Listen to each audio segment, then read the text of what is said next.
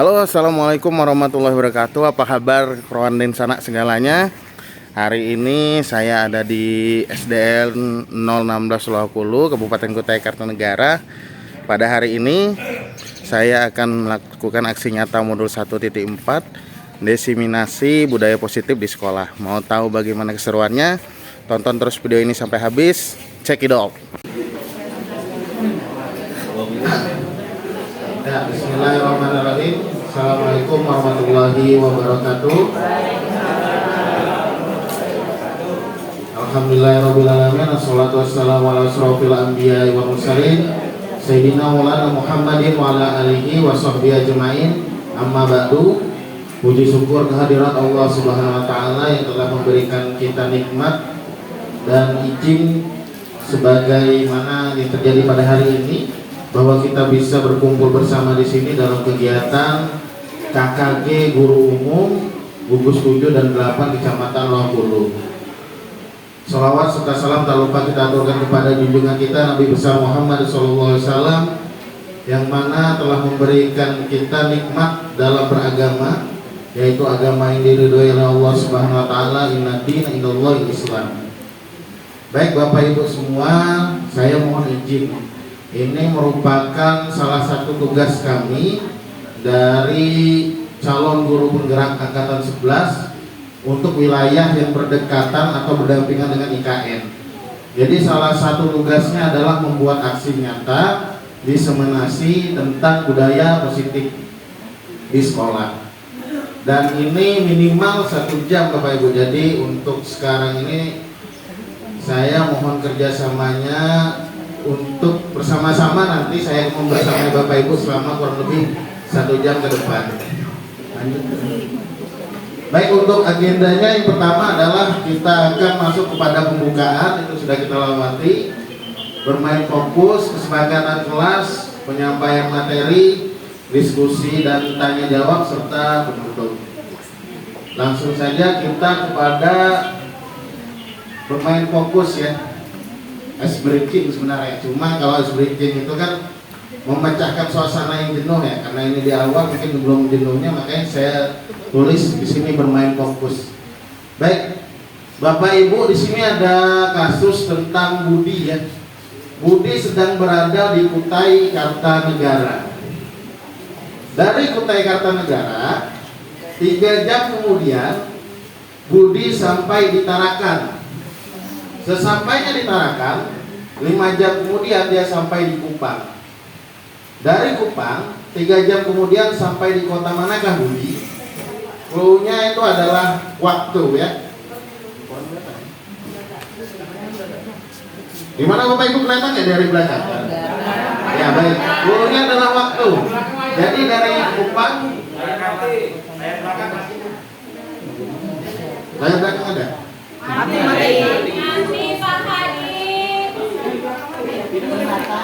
Oh, mati ya. Kalau nggak ya nanti kelihatan orangnya aja.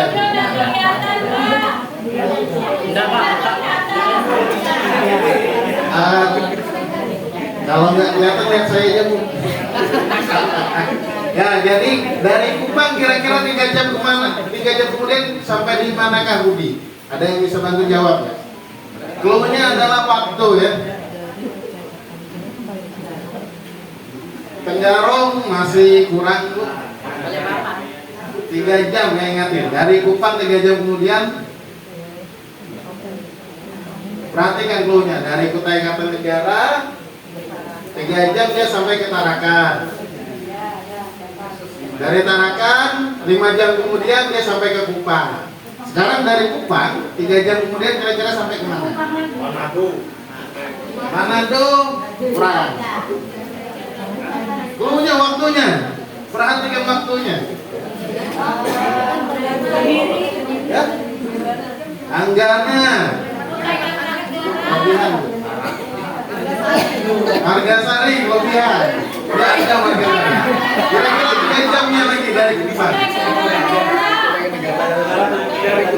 Negara. Clue-nya. Fokus Bapak Ibu, fokus ke waktunya, fokus ke waktunya. Perhatikan waktunya. ada yang mulai kayaknya. Palembang, benar Bu Dida, Palembang. Luar biasa Bu Dida. Ada lagi yang bisa? Kira-kira selain dari Palembang kemana lagi 3 jam kemudian dari Kupang?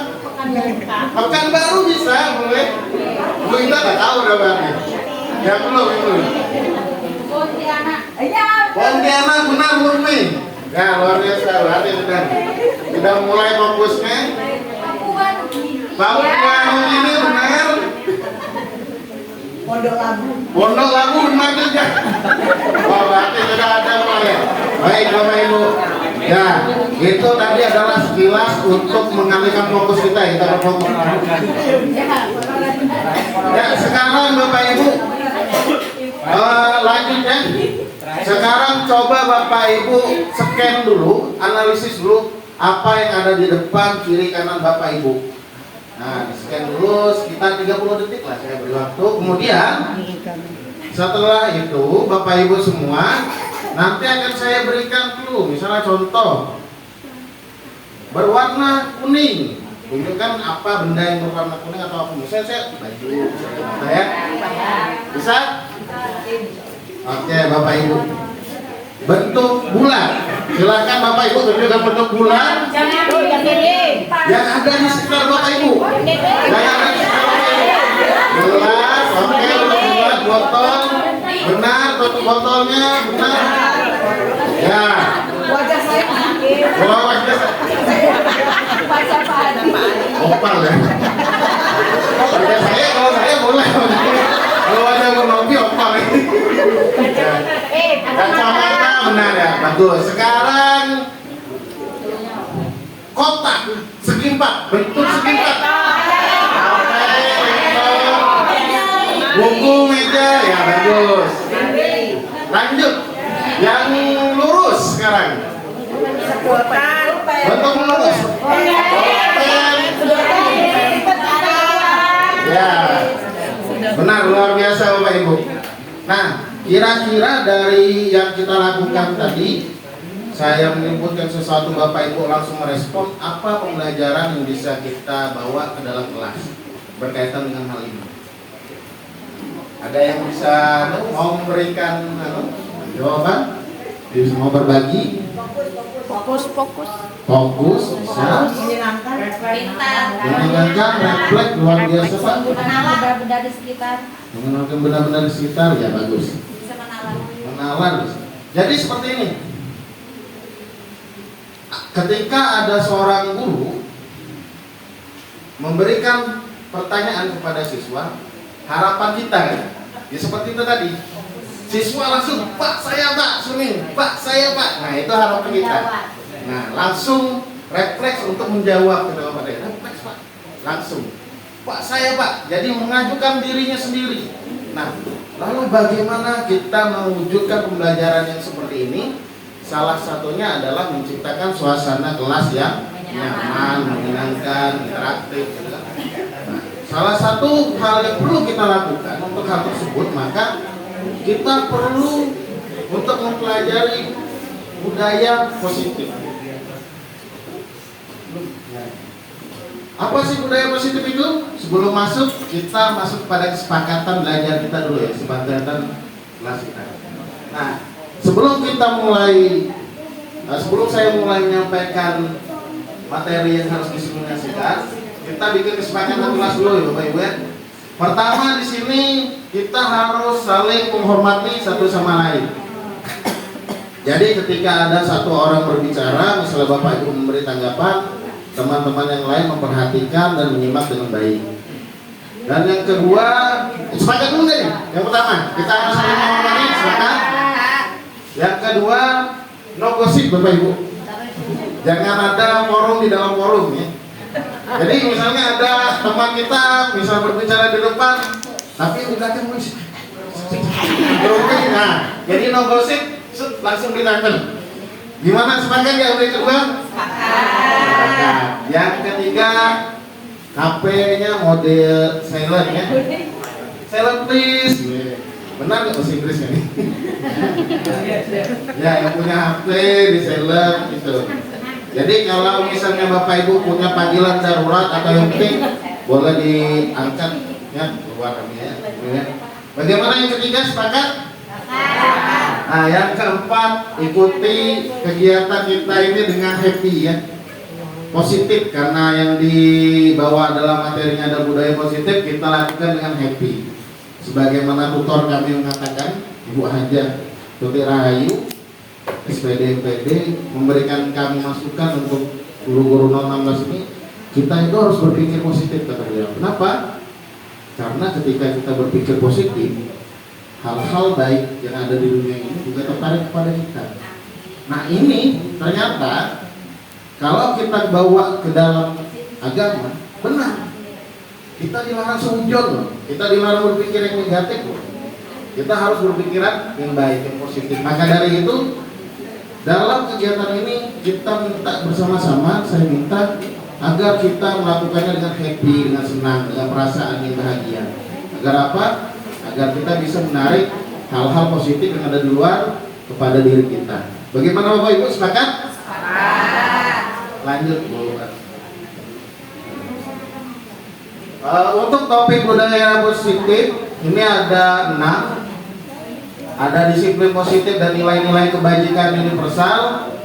Ada teori motivasi, hukuman dan penghargaan restitusi, keyakinan kelas, kebutuhan dasar manusia dan dunia berkualitas, 5 posisi kontrol guru, segitiga restitusi. Sebenarnya dari sekian banyak materi ini, goalnya itu adalah di sini, di segitiga restitusi. Cuman untuk sampai ke segitiga restitusi harus ada beberapa hal yang memang perlu kita pahami bersama. Lanjut Pak. Eksplorasi konsep disiplin positif. Oke, lanjut. Oke, Bapak Ibu yang berpasangan boleh silakan berdiri semuanya. Kita berpasang-pasangan, yang kiri dengan yang kanan silakan Bapak Ibu berdiri. Yang nggak punya pasangan cari pasangannya ya. Ya.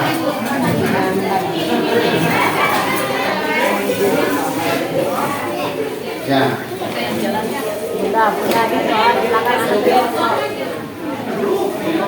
Ya, silakan berpasang-pasangan. Ini Bu Asin.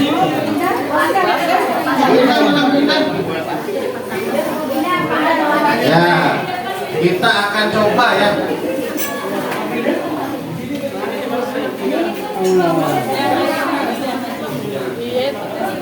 Tugasnya ketika Bapak Ibu berpasangan, kemudian satu orang bertugas mengepalkan tangan. Jadi kepalkan tangannya satu orang. Satu orang itu bertugas untuk membuka kepala tangan temannya dengan cara apapun ya. Dengan cara apapun, tapi dilarang dengan cara kekerasan. Ya. Dengan cara apapun. Satu orang yang lain bertugas membujuk, dibujuk ya. Dibujuk, pokoknya pakai cara apapun dibujuk. Misalnya, satu orang ditentukan, satu orang bikin kepala, satu orang bujuk. Mau nih kamu buka nih. Ya, dibujuk ya. Dalam jangka waktu berapa nih? 5 ya, sekitar bujuk sekitar 2 menit ya. Mulai dari sekarang silakan Bapak Ibu bujuk untuk membuka kepala tangannya. Ayo.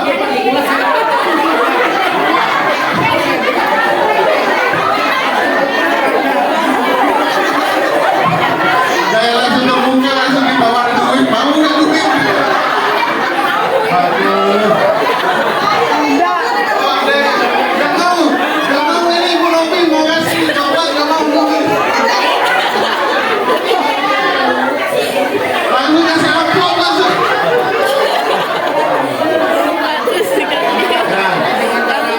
Bagaimana Bapak Ibu? Ada yang sudah berhasil nih? 2 orang sudah berhasil membuka nih.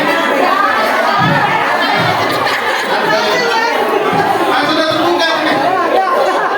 Oke, baik Bapak Ibu. Terima kasih Bapak Ibu. Silakan duduk kembali. Bapak besok buka dulu kita semuanya. Ya.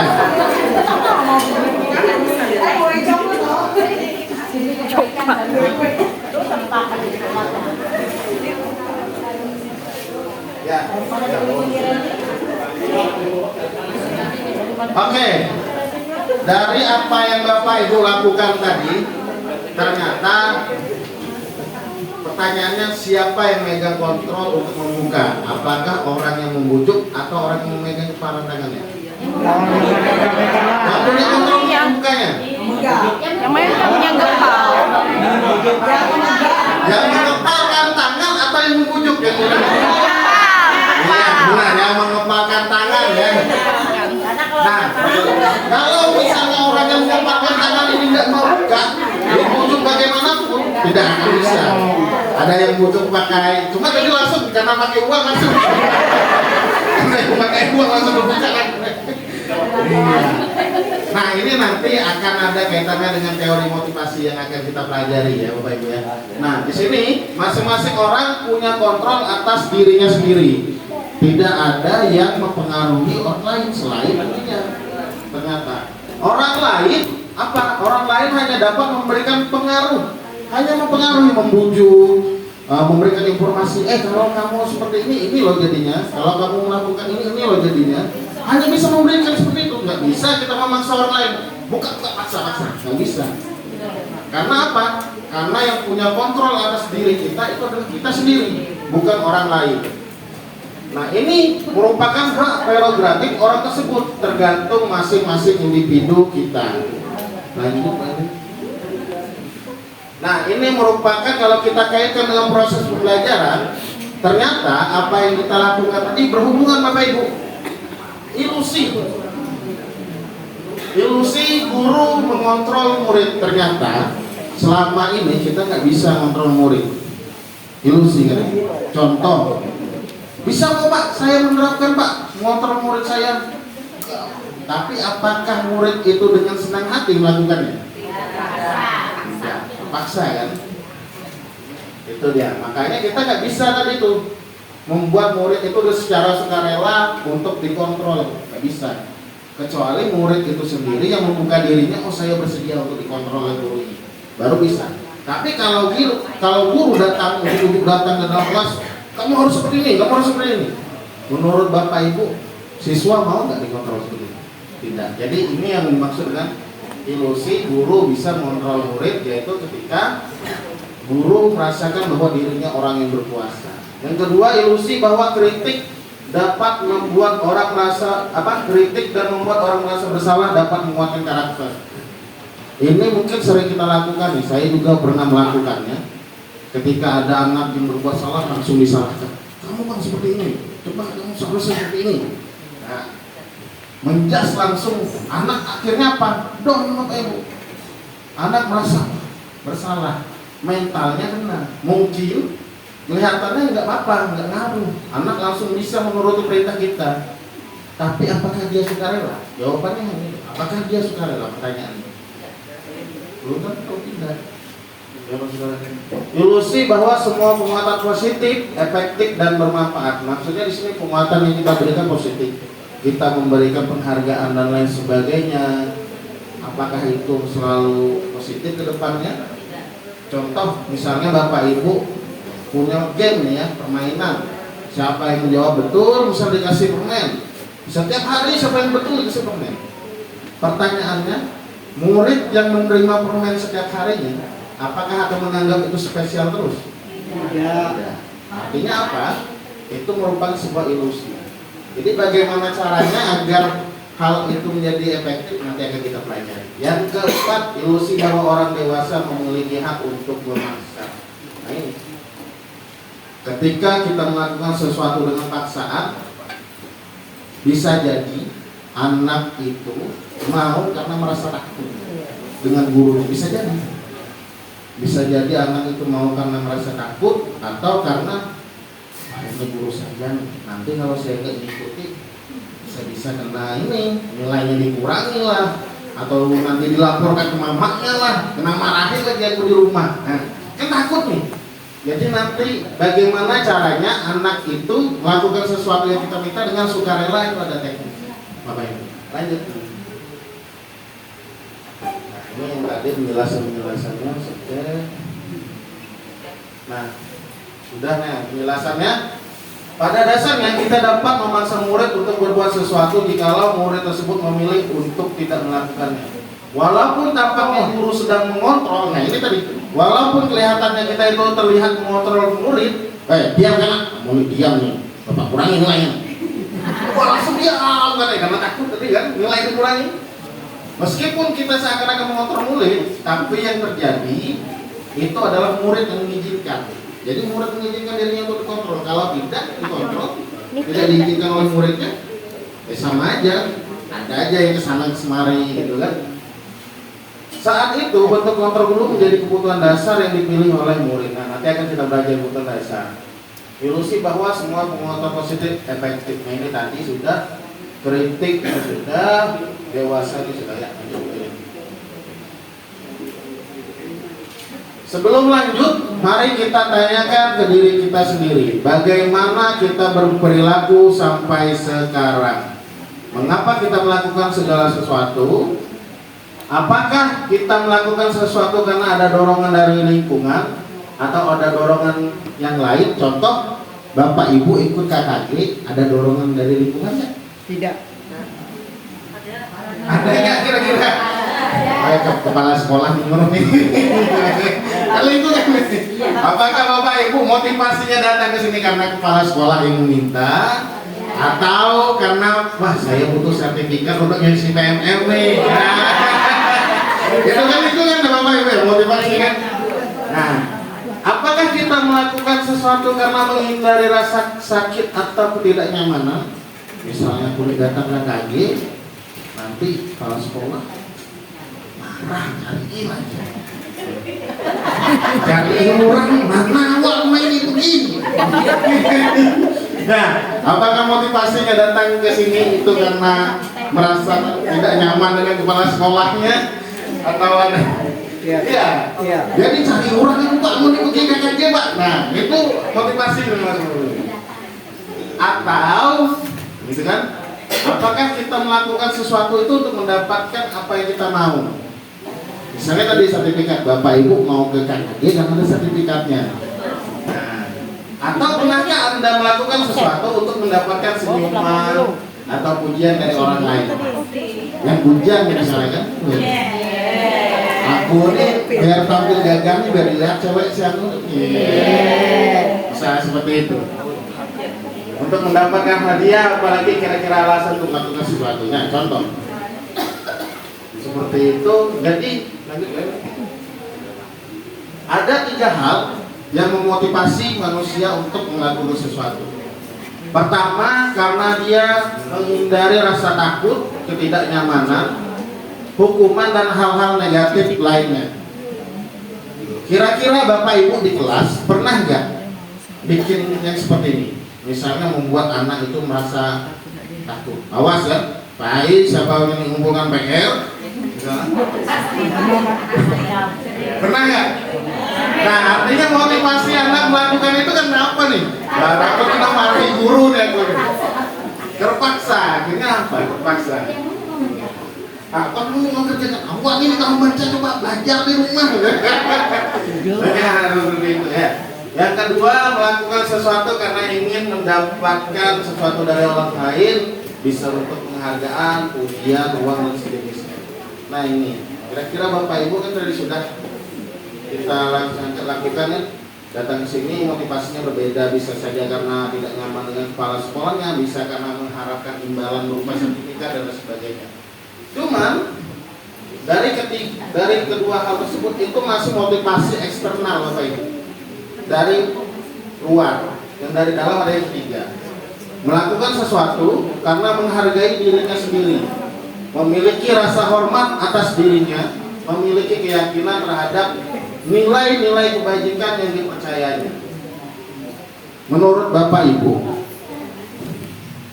selain merasa tidak nyaman dengan kepala sekolah, selain ingin mendapatkan sertifikat, ada nggak kira-kira motivasi yang terlintas di dalam pikiran Bapak Ibu?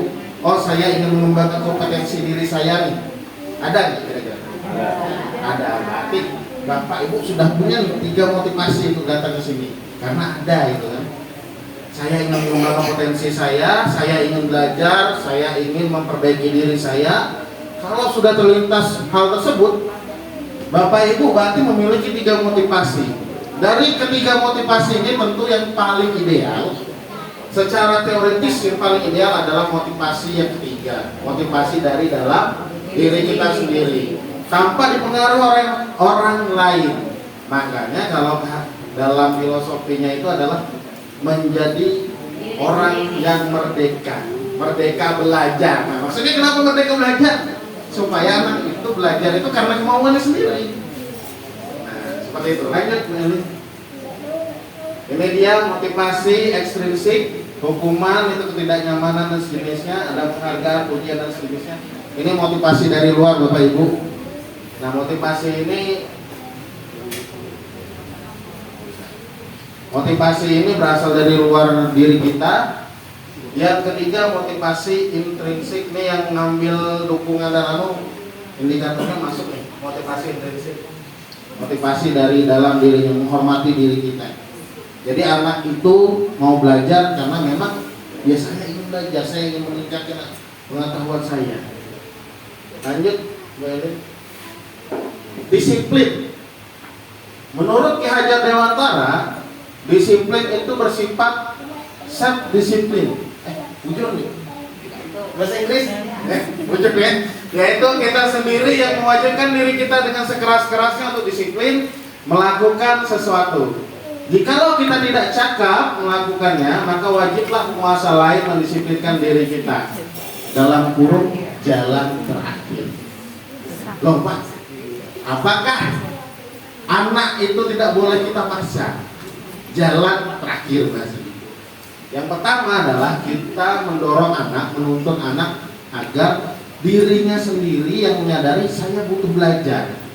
Tapi kalau anak ini memang sudah kita lakukan upaya dan lain sebagainya, ternyata memang tidak bisa juga, masih tetap bandel dan dalam tanda kutip ya, maka barulah penguasa lain yang mendisiplinkan diri kita. Penguasa artinya di atas anak tersebut siapa? Guru, orang tua, yang bisa membantu mendorong. Disiplin yang dimaksud adalah disiplin diri yang memiliki motivasi internal. Jika kita tidak memiliki motivasi internal, maka kita memerlukan pihak lain. Jadi kalau anak itu memang tidak bisa, dirinya tidak bisa disiplin, dan dia memilih untuk tidak mau disiplin, maka butuh orang lain. Nah, di sini baru motivasi eksternal yang masuk, pengaruh dari orang lain. Gurunya baru bisa mempengaruhi. Ayo, pengaruhi. Tadi seperti Bapak Ibu yang lakukan. Kalau Bapak Ibu tadi mengepalkan tangan, tidak mau membuka, maka ada orang lain yang bisa memberikan pengaruh. Pakai hal-hal cara apapun, ada pakai uang dan lain sebagainya, pakai bujukan dan lain. Nah, guru nanti bertugas seperti itu. Kalau anak ini tidak bisa disiplin, didisiplinkan, maka gurunya yang akan melakukannya. Kalau dia tidak bisa disiplin, guru yang akan mendisiplinkan. Tapi ini jalan terakhir. Nanti ada caranya bagaimana supaya anak itu menyadari dirinya. Seseorang yang memiliki disiplin,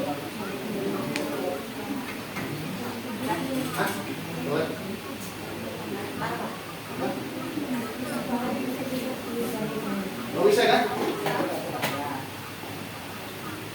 Oh ya, sip. Seseorang yang memiliki disiplin diri berarti mereka bisa bertanggung jawab terhadap apa yang dilakukannya karena mereka mendasarkan tindakan mereka pada nilai-nilai kebajikan universal. Apa sih nilai-nilai kebajikan universal? Ada yang bisa bantu jawab? Apa nilai-nilai kebajikan universal yang kita pahami saat sekarang? Nilai-nilai kebajikan universal, nilai-nilai yang kita percaya itu adalah nilai-nilai yang baik.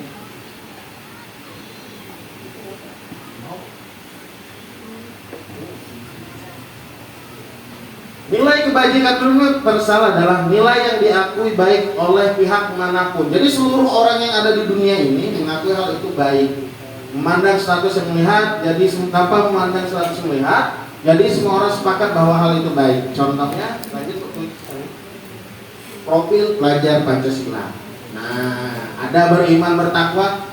Sekarang ada nggak orang di sini agama manapun menganggap orang yang beriman kepada Tuhan itu tidak baik?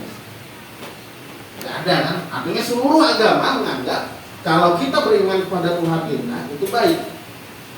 Mandiri. Semua orang di dunia ini percaya semua orang harus mandiri. Berarti ada nilai-nilai kebajikan universal, kebenaran kritis, kebinekaan global, orang yang kreatif. Apakah nilai kebajikan universal yang digunakan dalam kurikulum Merdeka hanya sebatas ini, profil pelajar Pancasila? Ternyata tidak. Ada nilai-nilai yang lain. Cuman yang memang ditekankan di dalam sekolah kita adalah bagaimana membentuk siswa yang memiliki profil pelajar Pancasila. Nah, ini adalah salah satu nilai-nilainya. Proyek nilai-nilai kebaikan. Banyak sekali Bapak Ibu, ada peduli, terus terangan, kebersihan dan lain sebagainya. Kalau mau dibaca kembali. Dan ini baru 2 yang saya tampilkan. Kalau yang dipelajari itu bahkan ada sampai 4 lagi yang belum saya tampilkan. Lanjut, Meli. Jadi, apakah disiplin positif tersebut? Nah, disiplin positif ternyata adalah pengamalan nilai-nilai kebajikan yang didasarkan atas motivasi diri sendiri. Jadi nilai kebajikan tadi kan ada banyak. Contoh, jujur. Anak itu bersikap jujur karena dirinya sendiri yang mau, bukan karena ada paksaan dari orang lain. Jadi disiplin positif itu adalah apa? Adalah pengamalan nilai-nilai baik atas dasar dirinya sendiri.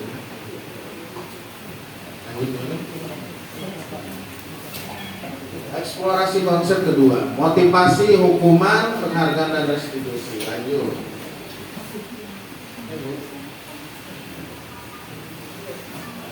Teori motivasi perilaku ini sudah tadi, ada motivasi eksternal, sudah. Lanjut lagi Willy untuk menghindari ketidaknyamanan. Dihukum oleh penghargaan. Ini tadi alasannya. Kenapa penghargaan itu bisa saja menjadi sebuah hukuman bagi anak? Karena berlaku tidak efektif. Contohnya tadi, ketika anak itu sering diberi permen setiap hari, apakah permen itu akan menjadi hal yang spesial? Ternyata tidak.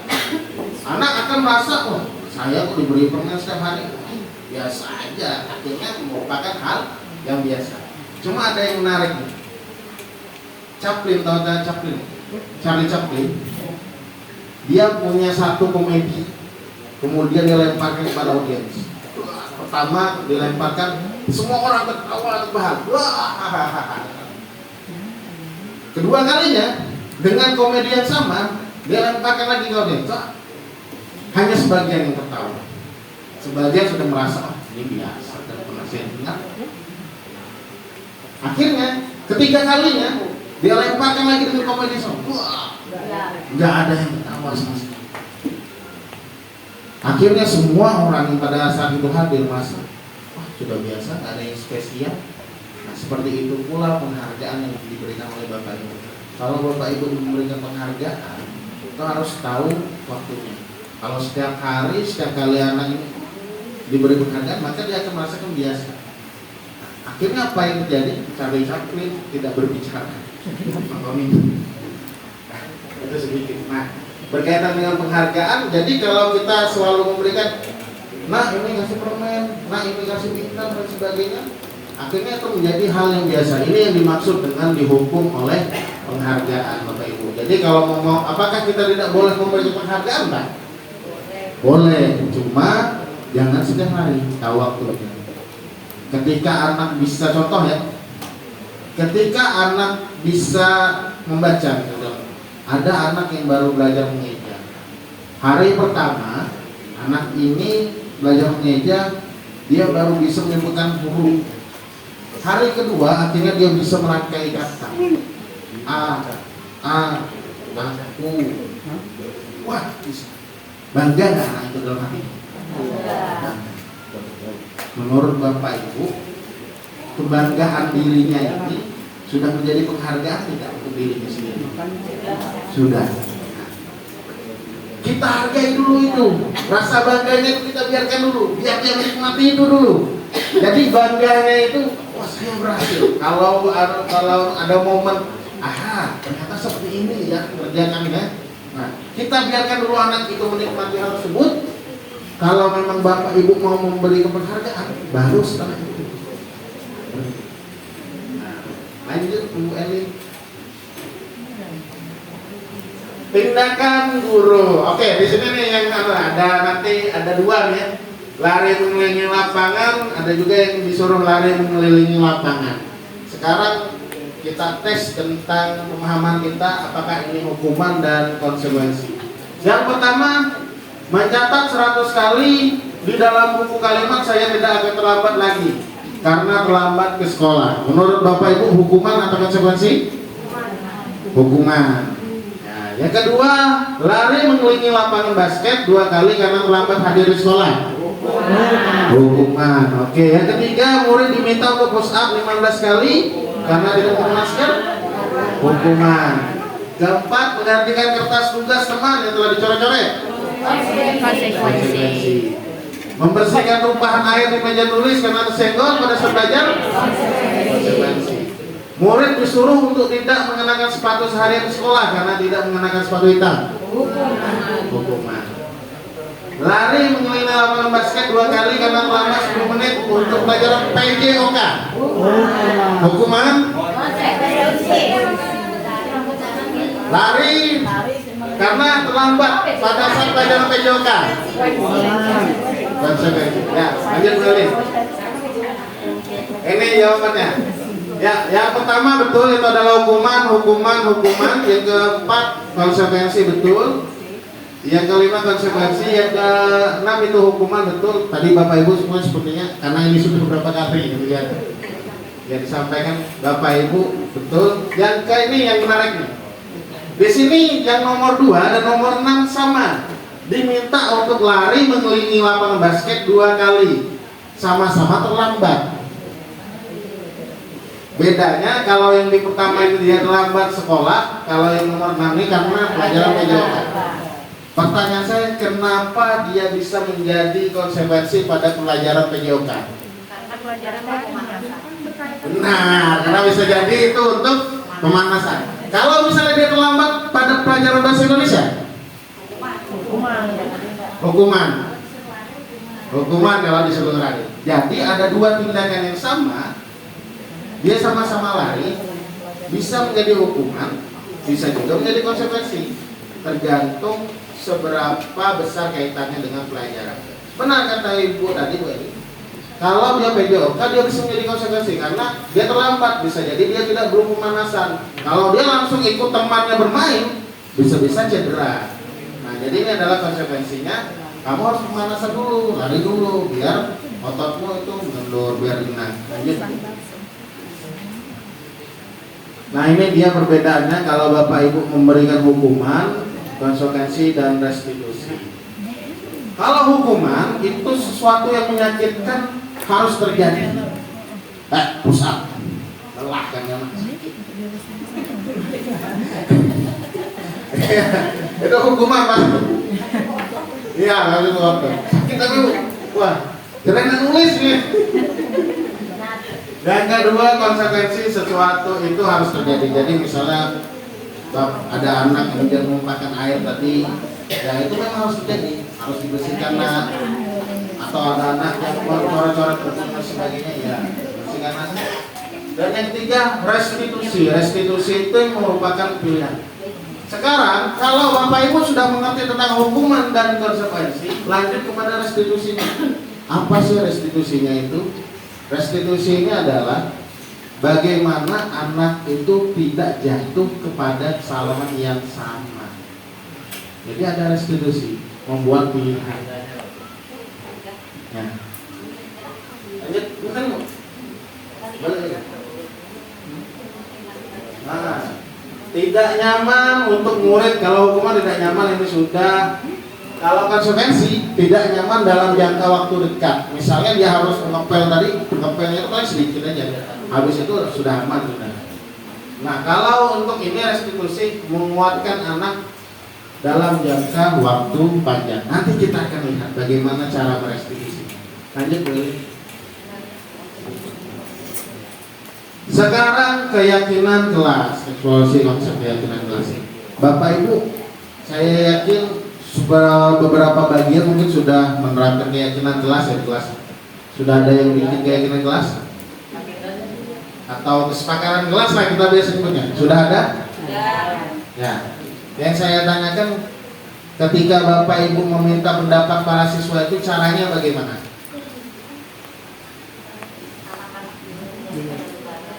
Apakah pakai lembaran gitu atau langsung ditanya? Langsung ditanya. Ada yang langsung ditanya. Ada yang langsung ditanya. Gimana kalau anak itu dia belum bisa menulis, anak kelas 1? Ditanya. Kira-kira bagaimana? Ditanya. Ditanya. Kemudian dari sekian banyak data yang Bapak Ibu terima, Pak, kelas yang menurut saya ideal itu seperti ini Pak, anaknya tidak boleh ribut, bisa satu orang kan. Pak, kelas yang ideal tuh kalau mau ke WC izin dulu Pak. Nah, apakah semuanya itu harus kita tuliskan? Atau tidak? Nah, ini yang akan kita pelajari di keyakinan kelas. Mengapa harus keyakinan kelas bukan peraturan? Menurut Bapak itu kenapa? Saya ingin duduk.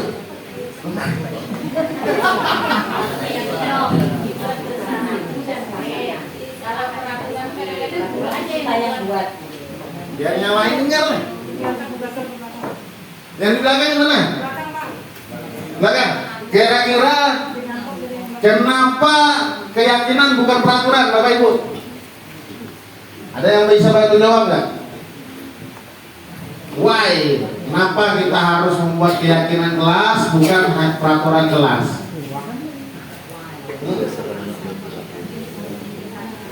Kayak apa Pak Jom?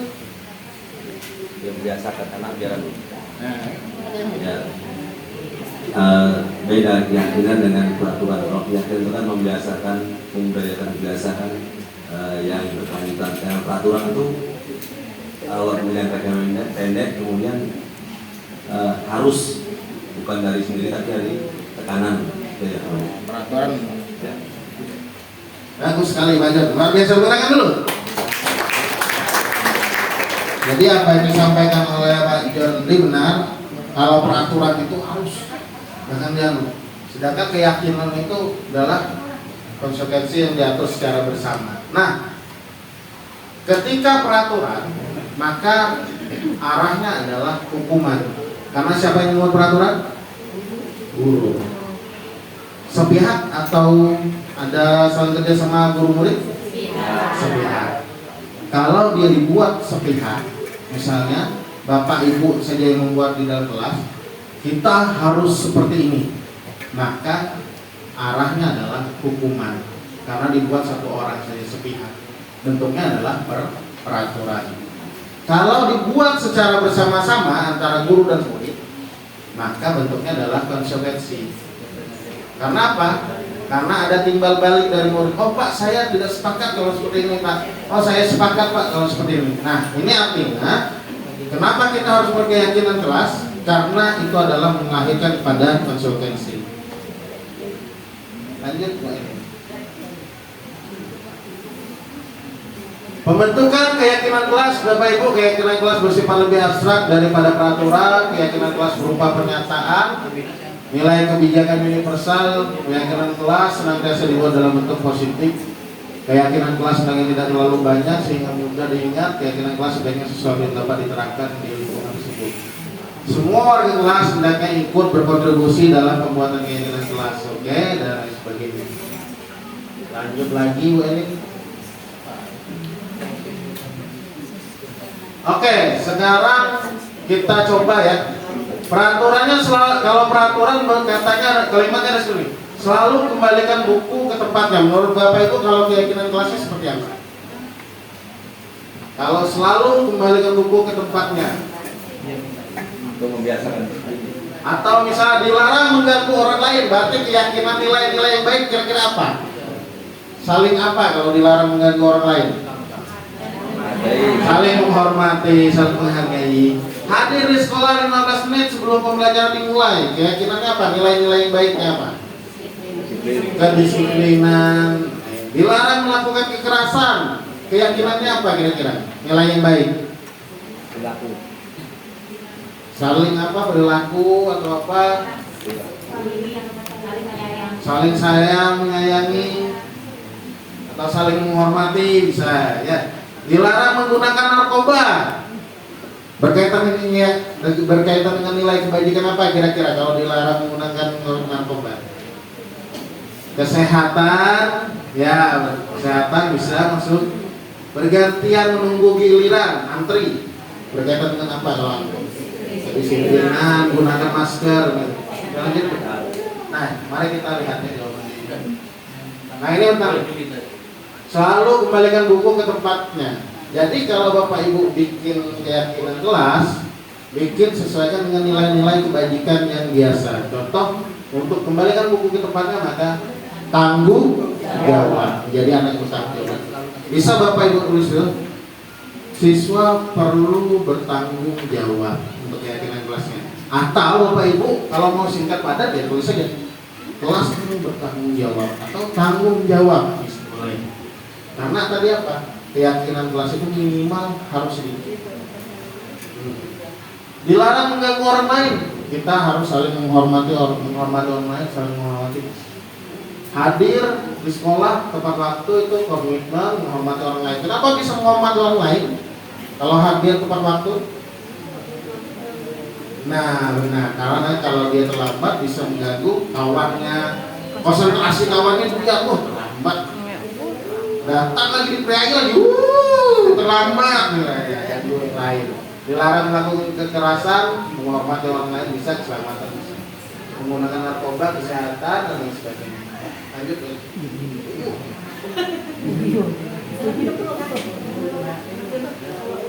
Bisa itu.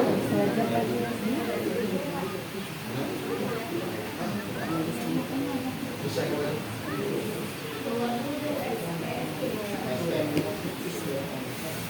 Cuma jaringnya mau. Ya.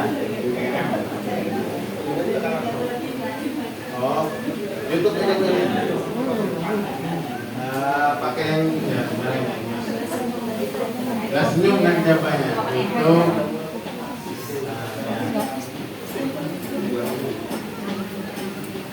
Bapak Ibu saya minta tolong biar ingat.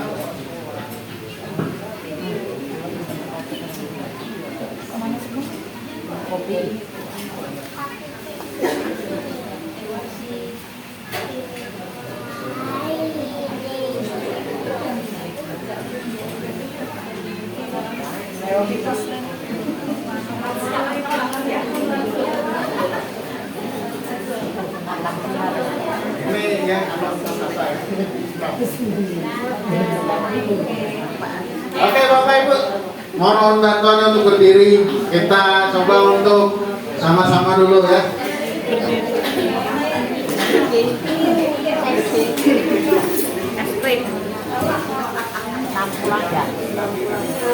Pelan-pelan aja Bu.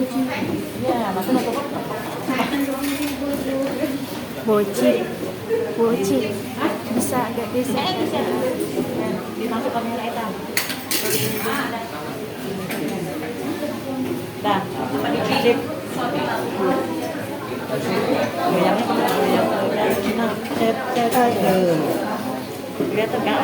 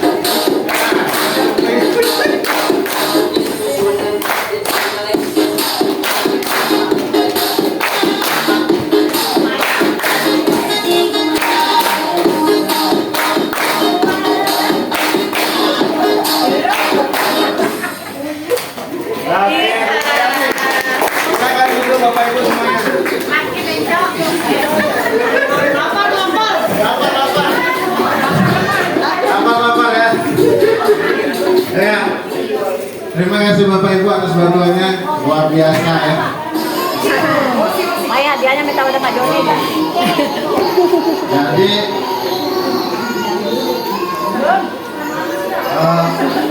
luar biasa keringatan ya.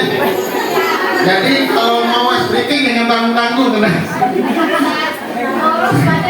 Ya, itu kemarin yang kami lakukan pada saat Loka 2, Loka Karya 2. Ice breakingnya kok seperti ini Bu? Ini senang nih Bu, kata saya, kata Musa. Ya apa-apa Pak, yang tanggung-tanggung kata Musa saya kalau ice breaking. Ya itu nilainya es hot breaking. Langsung cair langsung. Ya, lanjut ya, kebutuhan dasar manusia ya. Lanjut Beling. Bengkanya luntur kan Bu? Ya, ini standarnya. Ini sudah pernah kita lakukan bersama. Kebutuhan dasar manusia itu ada 5. Yang pertama, dia harus bertahan hidup, makan, minum, dan lain sebagainya. Ada penguasaan, kebebasan, kesenangan, kasih sayang, dan rasa terima. Kenapa kita harus mempelajari ini dalam hal budaya yang positif? Kira-kira kenapa? Kok berkaitan dengan kebutuhan hidup segala Pak? Kok ada makan, ada minum? Pernah nggak Bapak Ibu mendapati kasus seperti ini? Ini pernah kejadian. Cuma nggak tahu kalau Bapak Ibu pernah nggak mendapatkan. Ada anak yang malak kawannya. Dia malak karena dia lapar. Kemudian karena nggak punya uang malak temannya. Nah kaitannya dengan ini, anak tersebut kenapa sih malak? Oh ternyata kebutuhan bertahan hidupnya tadi karena lapar. Jadi kita itu selain harus memahami motivasi anak melakukan ini kenapa, kita juga harus tahu kebutuhan hidupnya kenapa sih. Atau ada anak misalnya dia di kelas lempar-lemparan barang, misalnya lempar-lemparan kertas di kelas pada saat jam pelajaran, pernah nggak? Apalagi anak yang masih kelas bawah ya, 1, 2, 3 itu main pesawatan. Menurut Bapak Ibu yang kelas 1 di belakang dulu ya, di belakang. Yang kelas 1 ada nggak di sini? Guru kelas 1? Kelas 1 ada, kelas 2? Ya Bu, kelas 2. Yang ini guru kelas 2 ya. Ibu pernah nggak kejadian di kelas Ibu ada anak yang lempar-lempar kertas pakai pesawat atau apa? Lempar-lempar pernah nggak? Hari-hari. Iya. Kira-kira dengan kebutuhan dasar manusia ini kenapa mereka melakukannya? Mengekspresikan dirinya. Berarti mencari kesenangan ya kurang lebih Bapak Ibu ya. Ya. Ini artinya apa?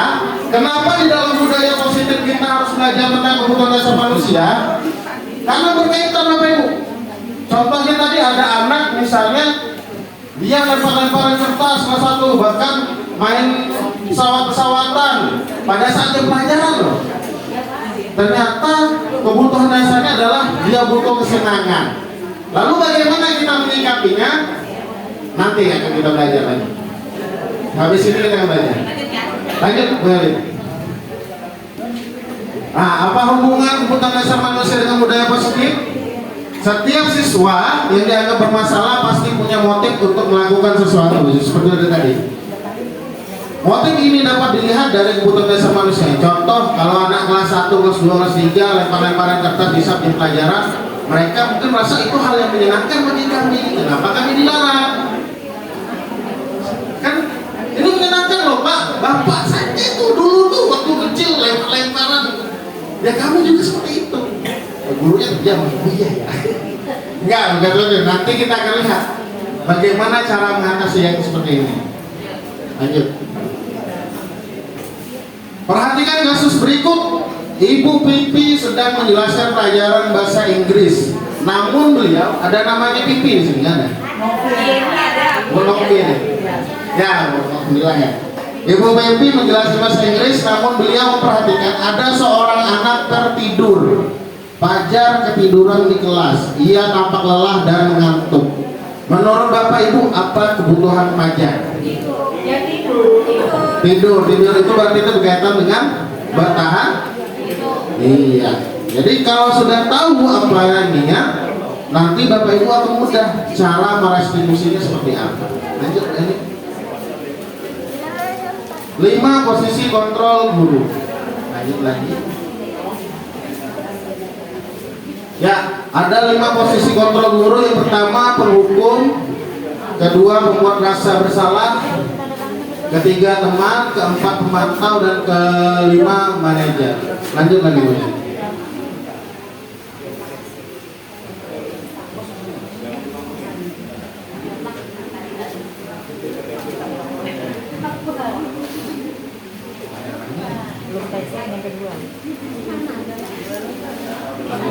Lanjut aja, segitiga restitusi. Lanjut. Kita langsung masuk ke segitiga restitusi. Yang pertama tahapannya adalah menstabilkan identitas dulu Bapak Ibu. Jadi seorang guru ketika ingin melakukan segitiga restitusi, dia harus menstabilkan identitas siswa. Caranya bagaimana? Ada kalimat-kalimat template yang memang digunakan di dalam pendidikan guru penggerak. Tapi hal itu bisa di Bapak Ibu modifikasi nantinya ketika Bapak Ibu di dalam proses melakukan segitiga restitusi bersama dengan anak. Contoh kalimat template-nya adalah setiap orang itu pasti pernah melakukan kesalahan. Jadi kalau Bapak Ibu punya murid yang bermasalah, kemudian Bapak Ibu ingin menasihatinya atau memperbaiki kondisinya, jangan langsung disalahkan. Ya, lakukan ini segitiga restitusi. Yaitu seperti yang pernah saya katakan tadi di awal. Saya pun pernah melakukan. coba jangan seperti itu. Nanti kawannya lu nangis-nangis maling, jangkur lagi gitu. Nah, jadi lakukan dulu. Orang sebenarnya kita itu pernah melakukan kesalahan sama, cuma nanti setelah distabilkan identitasnya, setelah anak itu merasa enak, baru kita lakukan validasi kebutuhannya. Cari dulu kebutuhannya, kenapa anak itu melakukan itu. Apakah karena dia tadi memang butuh kesenangan, apakah dia butuh penguasaan. Contoh misalnya ada anak yang jadi geng, bos gengnya di dalam kelas itu, semua anak harus tunduk kepada saya misalnya. Nah itu pernah tuh, ada tuh. Jadi misalnya ada kawannya yang nggak mau ini nurutin apa yang dia minta, langsung mau disakiti atau apa. Nah anak ini butuhnya apa? Apakah apa? Penguasaan kan kesenangan, ternyata dia butuh penguasaan, dia ingin jadi penguasa. Nanti kita arahkan nanti bagaimana hal tersebut kita lakukan, menanyakan keyakinannya. Menurutmu ini benar nggak? Kira-kira apa yang sebaiknya kita lakukan dengan hal ini? Nah, seperti itu lagi.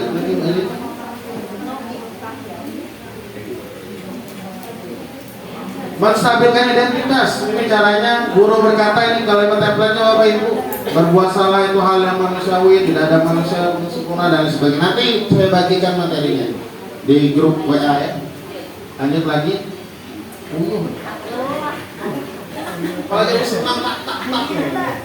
Validasi kebutuhan ini sudah.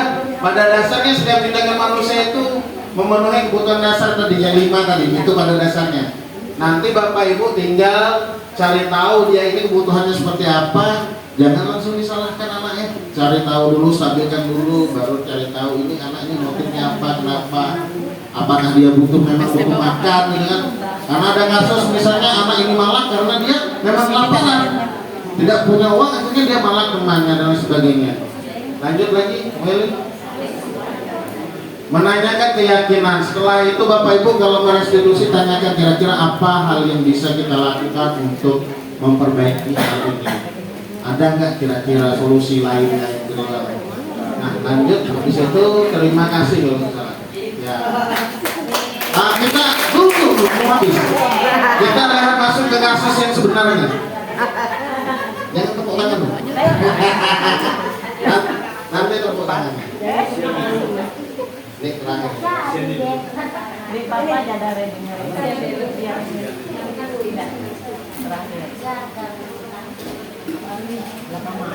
Nasib IKM nih.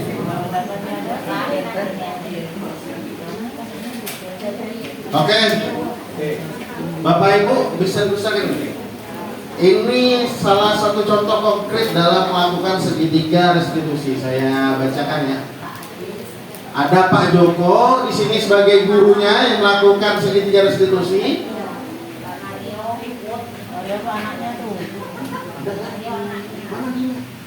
Oh, jawab Pak Amin kan karena mau sekolah. Ada Mario dan Adi yang jadi tersangkanya. Kita coba baca, cermati baik-baik bagaimana Pak Joko ini melakukan segitiga restitusi kepada Mario dan Adi. Mario, Adi, Bapak tadi dengar laporan dari guru piket di kantin. Sepertinya kalian dalam masalah ya. Ada yang bisa Bapak bantu? Kira-kira apa yang terjadi? Langsung menyalahkan nggak? Enggak, dia menanyakan dulu. Stabilkan identitasnya dulu. Iya Pak, tadi pada jam istirahat pagi kami main lempar-lemparan makanan di kantin. Tapi tidak sengaja malah lempar kena wajah Ibu Dina, kepala sekolah, ketika beliau sedang berjalan. Jadi kasusnya Mario dan Adi ini di saat mereka makan di kantin main lempar-lemparan. Terlepas rupanya tangannya tadi kena Muhammad itu. Lalu apa kata Pak Joko? Kalian main lempar-lemparan makanan di kantin kena wajah Ibu Dina ketika beliau sedang lewat. Lalu apa kata Mario? Iya Pak. Wajahnya sedih dan muka menunduk merasa bersalah. Pak Joko kemudian berkata, Adi, ada informasi yang ingin kamu tambahkan? Adi berkata, kami tidak bermaksud melakukannya Pak. Tapi apa? Tapi kami tidak sengaja Pak. Artinya anak sudah mulai berani mengutarakan kesalahannya kan. Nah ini setelah dia distabilkan identitasnya tadi dengan tidak menyalahkan, anak merasa nyaman untuk bercerita apa yang terjadi, barulah masuk pada validasi kebutuhan. Kenapa mereka itu melakukan kesalahan? Kami ternyata di sini Pak, kami tidak sengaja Pak. Pak Joko kemudian kata, apakah kalian tahu kalau kalian sekarang berada dalam masalah? Iya Pak. Baik, kalau seperti itu, Bapak di sini bukan untuk mencari siapa yang salah. Bapak di sini untuk mencari penyelesaian sama-sama, berpikir sama-sama tentang apa yang bisa kita lakukan untuk memperbaiki situasi ini. Kalian pasti melakukan itu karena ada alasannya kan? Pasti seru ya, main lempar-lemparan. Iya Pak. Kira-kira kebutuhan apa yang dianukan Mario dan Nadine? Kesenangan. Dia merasa senang kan, seru kan lempar-lemparan kalau anak kan. Yang jadi masalah orang tuanya yang lempar-lemparan. Itu kan seru, tawuran. Nah karena Mario Adi ini merasa senang, kebutuhannya sudah kita tahu, sudah diketahui oleh Pak Joko. Oh mereka ini kebutuhannya agar mereka masih senang. Kenapa sengaja juga mereka melakukan ini? Nah lanjut lagi ke bawah. Sekarang mari kita berbicara tentang keyakinan, kata Pak Joko. Menurut keyakinan sekolah kita, apa yang kita percayai? Manakah yang belum kalian tunjukkan? Nah, jadi nilai-nilai kebajikan itu yang kita pelajari banyak tadi, ada mobil pelajar Pancasila dan sebagainya, kita larikan ke sana. Anak-anak, kalau kalian lemparan tadi, kemana ya kira-kira? Lalu, oh kata Adi, kata Mario, kita harus bersikap baik Pak satu sama lain. Adi menambahkan, menghormati orang lain Pak dan menghormati diri sendiri. Nah di sini apa berarti nilai kebajikannya? Saling menghormati. Baik kata Pak Joko. Kalian berdua ingat dengan keyakinan kelas kita. Kembali pada ketika kalian melempar-lempar makanan ya dan mengenai Ibu Dina. Apakah ketika kalian melakukan itu kalian menghormati orang lain dan lingkungan? Nah, baru kita masuk pada apa? Memvalidasi ini tadi, menyadarkan anak bahwa yang mereka lakukan itu ternyata salah loh. Nah, jadi oh tidak Pak. Nah, dia merasa tidak. Kenapa? Ketika makanan itu dilempar-lempar tidak menghormati orang lain yang ada di sekitarnya, sehingga berakibat akhirnya apa? Ibu Dina kena. Tapi kalian mendapatkan rasa senang loh, kata Pak Joko. Menurut Bapak ada cara lain untuk mendapatkan rasa senang tanpa merugikan orang lain. Bagaimana menurut kalian? Nah setelah siswa itu menyadari dia itu merasa bersalah, bahwa oh yang saya lakukan tadi itu ternyata salah ya. Setelah dia menyadari hal seperti itu, guru menawarkan solusinya. Oh tapi ada loh cara yang lain untuk mencari kesenangan selain lempar-lemparan. Mario dan nanti iya Pak. Nah sekarang mari kita selalu mengindahkan kegiatan kelas. Besok kita ke kantin dan kalian bisa berperilaku lebih baik lagi. Nah caranya nanti silakan Bapak Ibu tawarkan. Misalnya contoh, daripada melempar makanan, coba kalian main lempar bola, lempar bola kasti dan lain sebagainya. Bapak Ibu tawarkan hal tersebut. Jadi itu menjadi pengganti dari kesenangan mereka. Jangan langsung anak disalahkan. Oh saya seperti ini merasa bersalah. Jangan. Cuma ketika anak sudah menyadari apa yang menjadi kesalahannya, kita tawarkan. Kalau kamu mencari kesenangan, ada hal lain yang bisa kamu lakukan. Daripada melempar makanan, lebih baik kamu lempar bola. Lebih bermanfaat nah. Untuk kesehatan juga bagus. Kamu juga mendapatkan kesenangan bersama teman. Nah, kira-kira hal ini Bapak Ibu bisa nggak kita lakukan bersama? Insya Allah bisa ya. Ya, jangan menyalahkan anak terlebih dahulu, tapi stabilkan dulu identitasnya. Yang pertama kuncinya menstabilkan identitas. Jangan pertama-tama jangan menyalahkan anak, langsung disalahkan. Kamu itu tidak benar. Itu salah ya. Jangan dilakukan lagi. Tapi ajak anak supaya nyaman. Beri tawari es, nak sini nak minum es dulu. Boleh. Cara menstabilkan identitas, apalagi bagi anak kelas rendah ya, yang mungkin belum memahami kalimat-kalimat yang panjang-panjang. Nak sini nak minum dulu. Tadi kenapa ulangi? Bisa Pak, si anu Pak. anu tadi Pak, masa aku main lebay di tebaknya, tadi kenapa pulang lagi nak? Itu Pak duluan yang guru saya Pak. Nah, saya balas Kak. Artinya cari kebutuhannya. Oh, kebutuhan anak itu ternyata penguasaan yang terhadap dirinya, dia tidak mau diganggu orang lain. Oh, setelah itu baru kita sadarkan.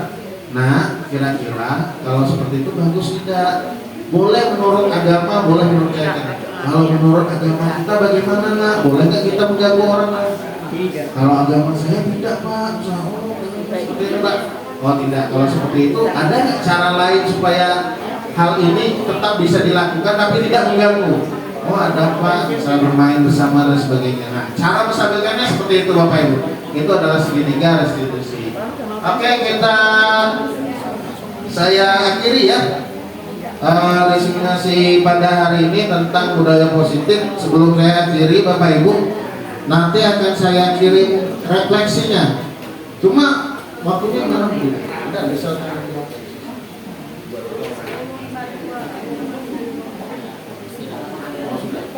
Ternyata waktunya tidak cukup. Ya nanti kalau memang ada yang mau kita diskusikan bisa diskusi di luar bersama ya. Boleh lewat grup juga boleh. Bapak Ibu, setelah ini saya mohon izin untuk mengirimkan Google Form di grup kita tentang refleksi apa yang Bapak Ibu pelajari hari ini tentang budaya positif sebagai laporan. Terima kasih Bapak Ibu atas kesempatan yang diberikan pada saya pada hari ini.